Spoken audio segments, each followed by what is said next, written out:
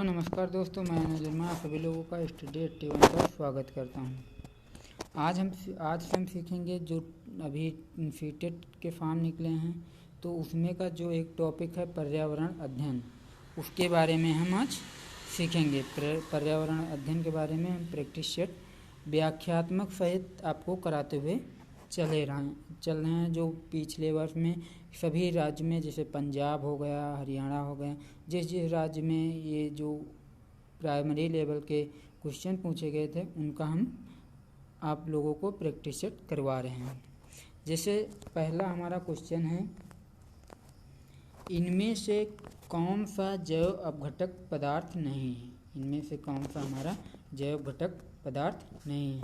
तो इनमें से कौन सा नहीं है, तो इनमें से कोई नहीं है। इनमें से कोई नहीं। जो प्लास्टिक है, पॉलीथीन है, शीशा है, ये सारे क्या हैं, ये जैव अपघटक पदार्थ नहीं हैं। इसीलिए इसमें जैव अपघटक पदार्थ कोई नहीं, इनमें से कोई नहीं, ये हमारा राइट आंसर हो जाएगा। अब देखो व्याख्यात्मक, अब जो हमारा आंसर होगा उसकी व्याख्या की गई है। जैसे जैव अपघटक पदार्थ वे होते हैं, जैव अपघटक पदार्थ वे होते हैं जो जैविक रूप से आसानी से नष्ट हो जाते हैं।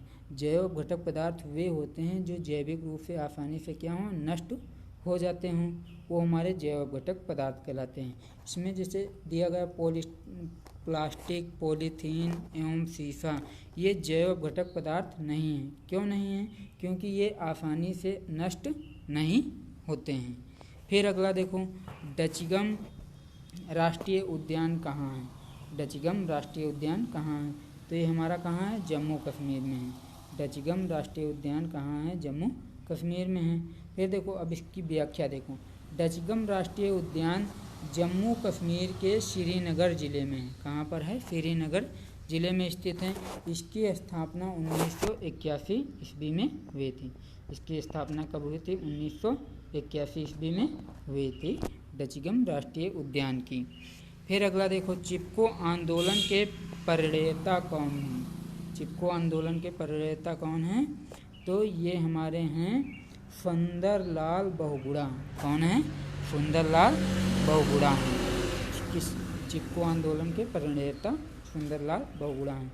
चिपको आंदोलन की शुरुआत सुंदरलाल बहुगुणा के द्वारा वर्ष 1973 ईस्वी में वृक्ष काटने के विरोध में उत्तराखंड में शुरू किया गया।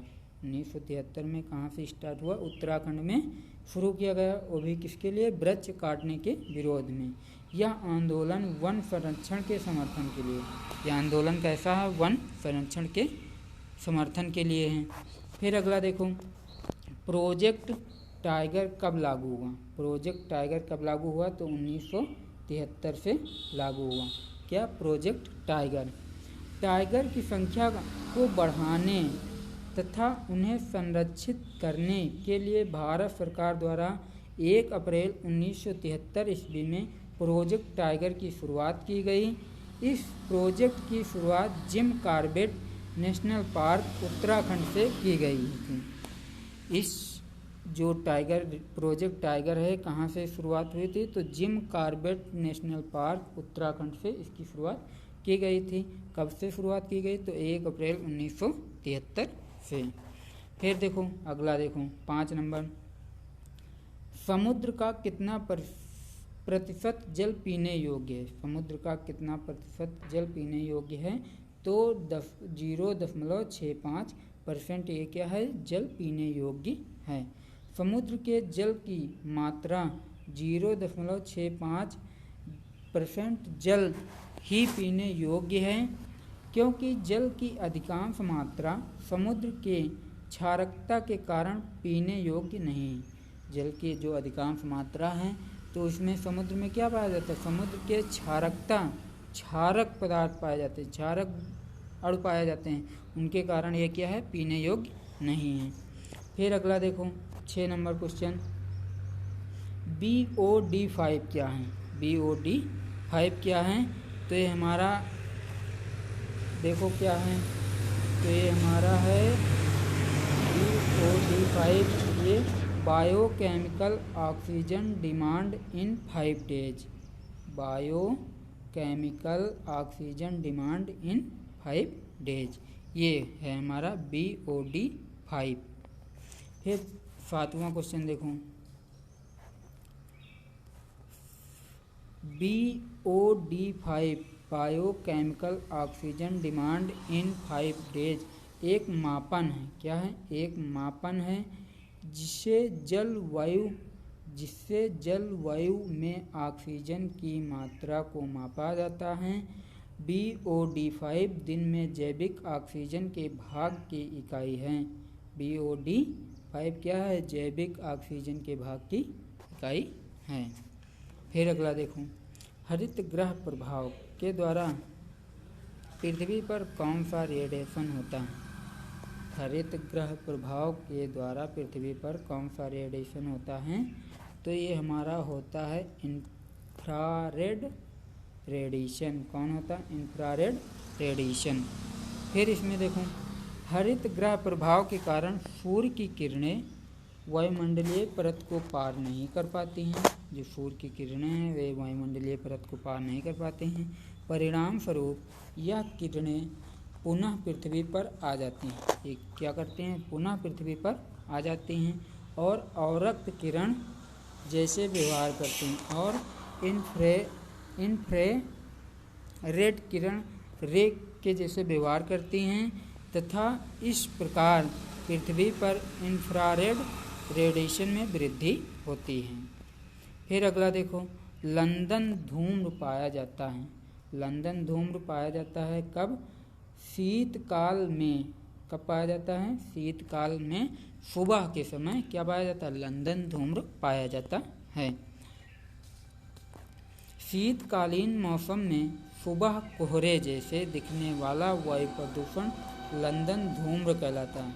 यह आपसे क्वेश्चन बन सकता है। जो शीतकालीन मौसम में सुबह कोहरे जैसा दिखने वाला वायु प्रदूषण क्या है? ये हमारा लंदन धूम्र कहलाता है। इस तरह की स्थिति लंदन में उत्पन्न थी। इस तरह की स्थिति लंदन में उत्पन्न हुई थी, इसलिए सांकेतिक रूप से लंदन धूम्र नाम का प्रयोग किया गया। इसलिए इसका क्या नाम दिया गया? सांकेतिक रूप से लंदन धूम्र का नाम दिया गया। फिर अगला देखो, हवा का एक तीव्र भंवर। हवा का एक तीव्र भंवर जो समताप मंडल में बनता है। हवा का एक तीव्र भंवर जो समताप मंडल में बनता है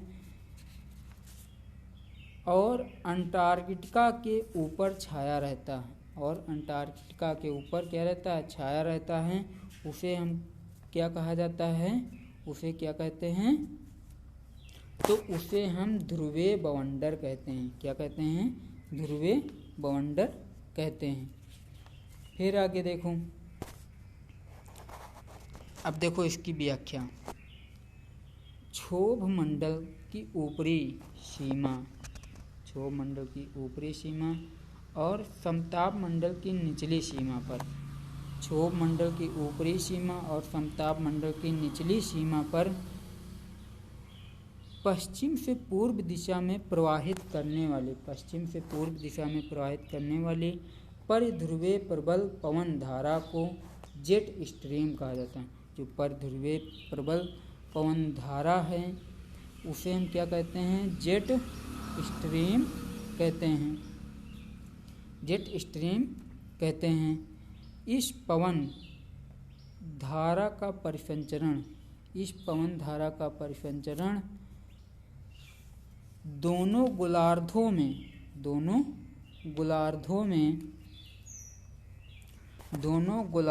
में 20 डिग्री अक्षांश से ध्रुवों के बीच होता है। क्या होता है? 20 डिग्री अक्षांश से ध्रुवों के बीच होता है।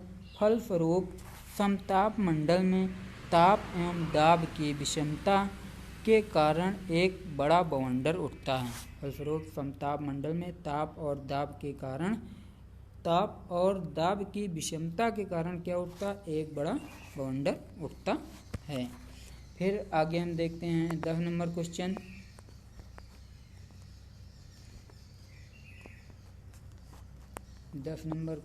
देखते हैं।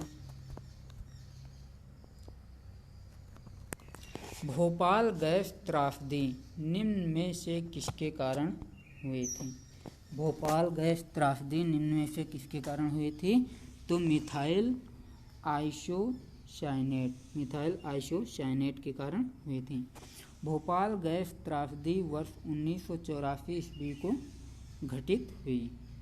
भोपाल गैस त्रासदी वर्ष 1984 ईस्वी को घटित हुई। यह घटना पेस्टिसाइड कंपनी में MIC मिथाइल आइसोसाइनेट गैस के रिसाव के कारण हुआ था। MIC पेस्टिसाइड कंपनी थी, जो कीटनाशक कंपनी थी, उसमें क्या था? मिथाइल आइसोसाइनेट गैस के रिसाव के कारण हुआ था। यह बहुत ही हानिकारक एवं विषैली गैस होती है। यह कैसी गैस होती है? बहुत ही हानिकारक एवं विषैली गैस होती है।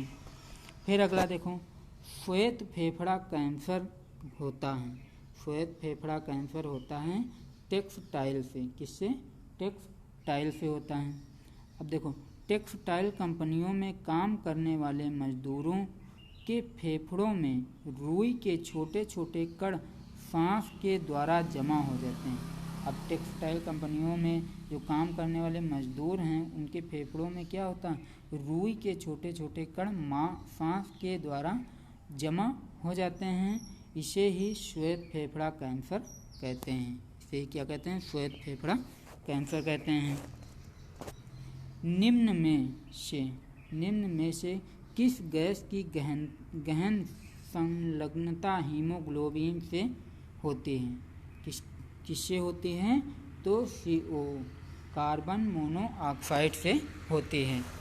कार्बन मोनोऑक्साइड ऑक्सीजन से ज़्यादा हीमोग्लोबिन से बंध बनाने की क्षमता होती है। जो ऑक्सीजन से ज़्यादा किसमें क्षमता होती है बंध बनाने में हीमोग्लोबिन की? तो कार्बन मोनोऑक्साइड से। इतिहास में पहली परमाणु घटना हुई। इतिहास में पहली परमाणु घटना कब हुई? तो 6 अगस्त 1945 को। 6 अगस्त 1945 को परमाणु बम गिराया गया था। वो भी कहाँ पर? नागासाकी पर। फिर इतिहास की पहली परमाणु दुर्घटना इतिहास की पहली परमाणु दुर्घटना द्वितीय विश्व युद्ध के दौरान हुई थी। द्वितीय विश्व युद्ध के दौरान हुई थी। 6 अगस्त 1945 ईस्वी को अमेरिका ने जापान के शहर हिरोशिमा पर क्या गिराया था? परमाणु बम गिराया था। और 9 अगस्त को कहाँ पे गिराया था? तो नागासाकी पे गिराया था। वो अभी हमने नागासाकी पहले बोल दिया, तो उसके लिए माफ़ी चाहता हूँ। अब 6 अगस्त 1945 को कहाँ पे अमेरिका ने जापान के हिरोशिमा पर परमाणु बम गिराया था। 14 नंबर क्वेश्चन देखो, सुप्रीम कोर्ट ने पर्यावरण और वन मंत्रालय को कब यह आदेश दिया कि ताजमहल के क्षेत्र में हरित क्षेत्र विकसित किया जाए? ताजमहल के क्षेत्र में हरित क्षेत्र विकसित किया जाए, कब दिया था? तो 1994 में। कब दिया था सुप्रीम कोर्ट ने आदेश? 1994 में दिया था।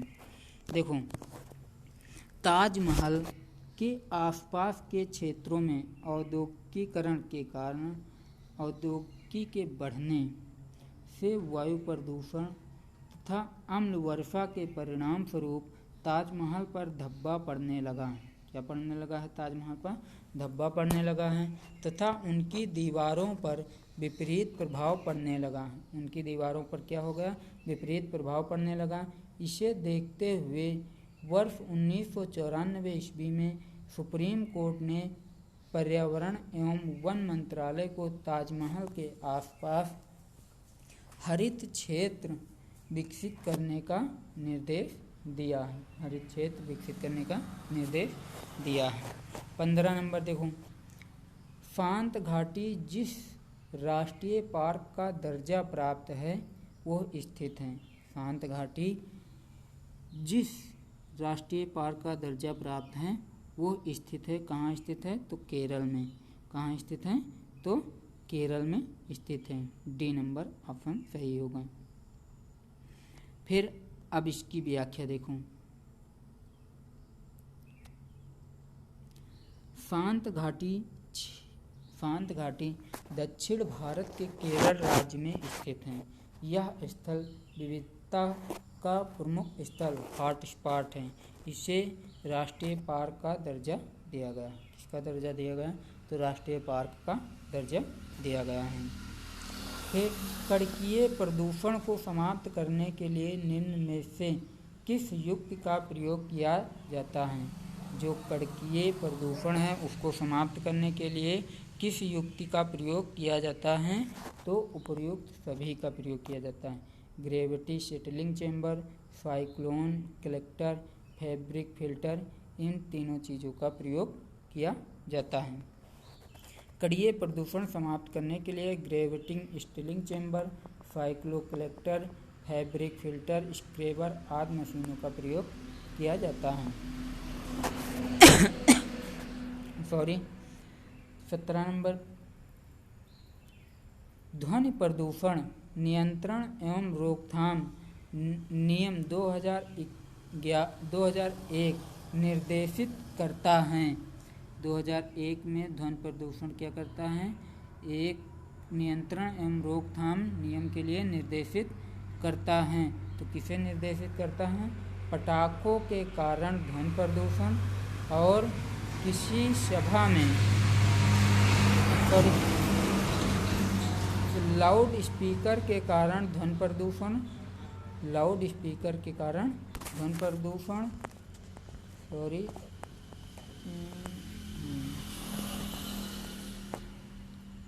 लाउड स्पीकर के कारण ध्वनि प्रदूषण, किसी सभा में तीव्र ध्वनि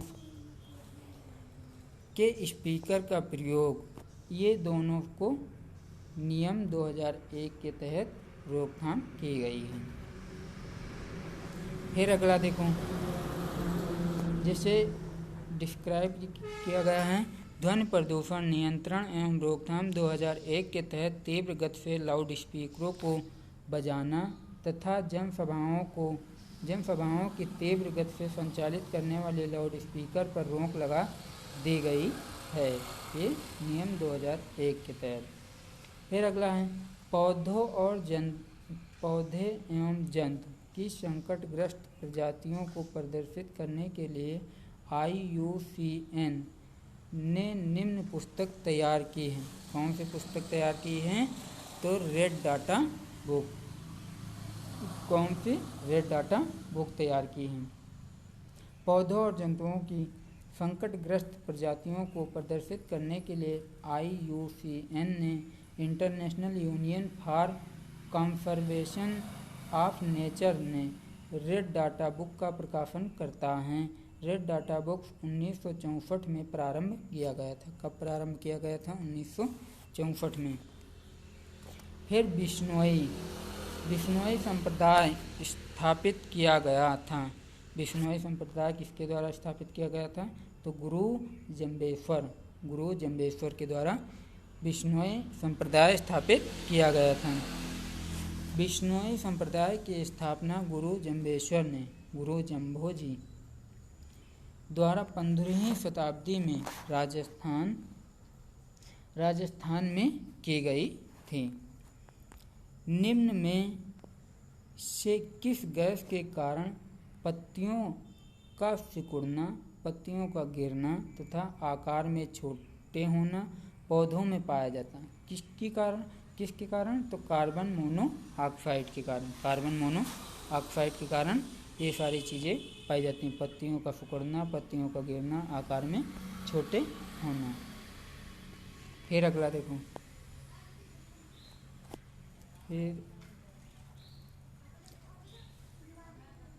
पर्यावरण में कार्बन मोनोऑक्साइड की मात्रा बढ़ जाने पर पौधों के श्वसन क्रिया पर बुरा प्रभाव पड़ता है। जब कार्बन मोनोऑक्साइड की मात्रा बढ़ जाएगी तो पौधों पर क्या पड़ेगा? पौधों की श्वसन क्रिया पर बुरा प्रभाव पड़ेगा। परिणाम स्वरूप पौधों की पत्तियां सिकुड़कर गिरने लगती हैं। इससे पौधों का विकास भी बाधित होता है। फिर अगले पेज में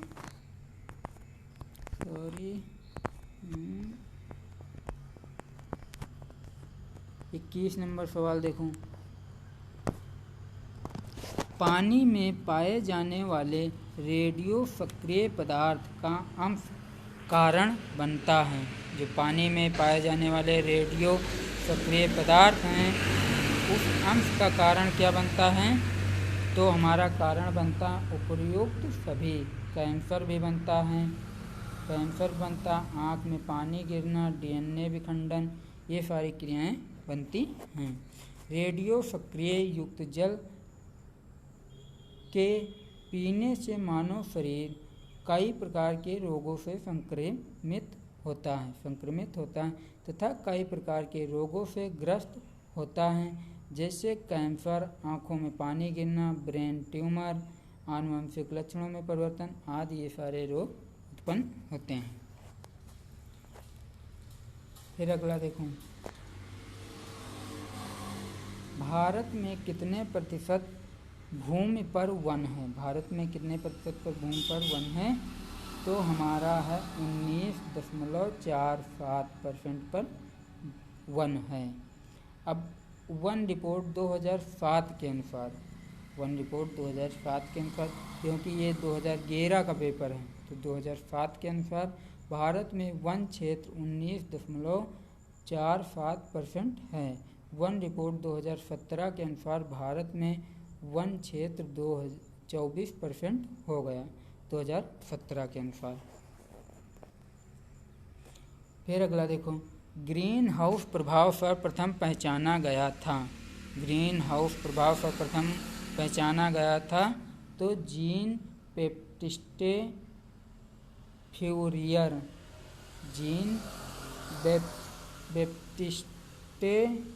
फ्यूरियर के द्वारा ये पहचाना गया था।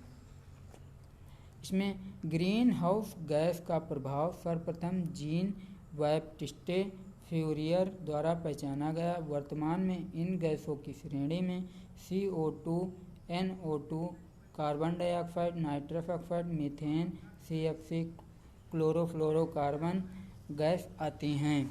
इनकी अधिकता से पृथ्वी के ताप में वृद्धि होती है। जब ये गैसें अधिक हो जाएंगे तो पृथ्वी के ताप में क्या होगी? वृद्धि हो जाएगी। इनमें से कौन सा वैश्विक तापन के लिए जिम्मेदार हैं? इनमें से कौन सा वैश्विक तापन के लिए जिम्मेदार हैं? तो उपर्युक्त सभी हैं। क्लोरोफ्लोरोकार्बन भी हैं जिसको CFC कहते हैं, मीथेन भी है जिसको CH4 कहते हैं, कार्बन डाइऑक्साइड भी है जिसे CO2 कहते हैं। तो ये तीनों गैसें वैश्विक तापन के लिए जिम्मेदार हैं। फिर अगला देखो, ये तो अभी ऊपर बताए हैं नाइट्रस ऑक्साइड। इनमें से कौन सा अम्ल वर्षा में उपस्थित होता है? इनमें से कौन सा अम्ल वर्षा में उपस्थित होता है? तो वर्षा में हमारा HNO3 नाइट्रिक अम्ल और H2SO4 सल्फ्यूरिक अम्ल ये दोनों उपस्थित होते हैं। HNO3 और H2SO4 ये दोनों उपस्थित होते हैं। फिर आगे देखो,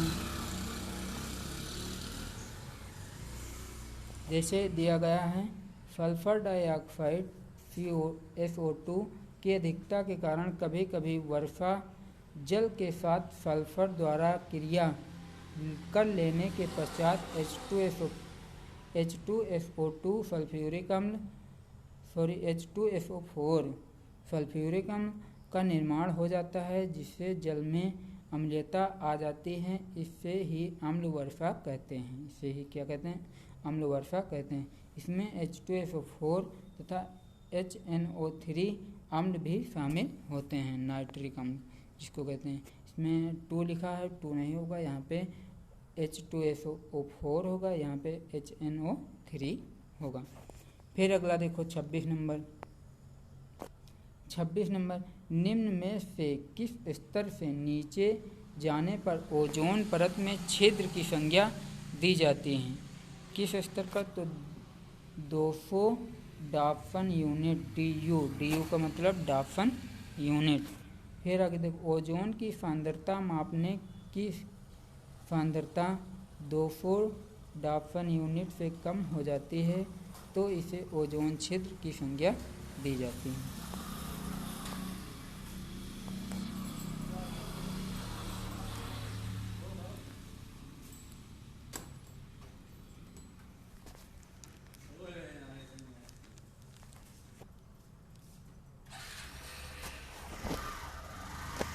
फिर अगला देखो 27 नंबर सवाल, 27 नंबर क्वेश्चन। वन्य जीव संरक्षण पर निम्न में से कौन सा असरकारी संघ NGO समर्पित हैं? NGO समर्पित है तो WWF for nature Bharat, WWF for nature Bharat. WWF का मतलब क्या होता है? तो WWF का मतलब होता है world wide fund of nature, ये मतलब होता है। देखो WWF world wide fund of nature संस्था में भारत में विश्व स्तर पर NGOs गैर सरकारी संस्था के रूप में पर्यावरण संरक्षण के लिए काम करती है।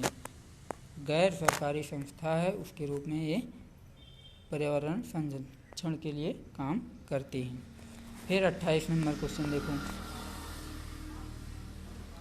निम्न में से कौन सा अनुच्छेद सार्वभौमिक मानवाधिकार सुनिश्चित करता है? तो कौन सा अनुच्छेद करता है? हमारा अनुच्छेद 15 करता है, सार्वभौमिक मानवाधिकार सुनिश्चित करता है। अनुच्छेद, अब देखो अनुच्छेद 15 सभी भारतीयों के सार्वभौमिक मानवाधिकारों की धर्म, मूल वंश, जाति, लिंग एवं जन्म स्थान के विभेद के बिना समानता का अवसर प्रदान करता है।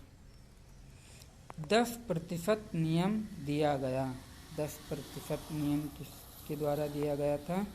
तो 10% का नियम लिंडमान द्वारा दिया गया था। 10% का नियम लिंडमान द्वारा 1942 ईस्वी में दिया गया था। यह नियम ऊर्जा उपभोग से संबंधित है। किससे संबंधित है? तो ऊर्जा उपभोग से संबंधित है। फिर आखिरी क्वेश्चन देखो, EIA environmental impact assessment America में स्थापित किया गया था। कब स्थापित किया गया था? 1969 में। कब? 1969 में। अमेरिका में पर्यावरण प्रदूषण पड़ने वाले घातक प्रभावों को 1969 में EIA के रूप में प्रतिपादित किया गया था। अगर आप लोगों को मेरा वीडियो अच्छा लगा हो तो प्लीज़ इसको लाइक करें, शेयर करें, सब्सक्राइब कर लें। Thank you so much.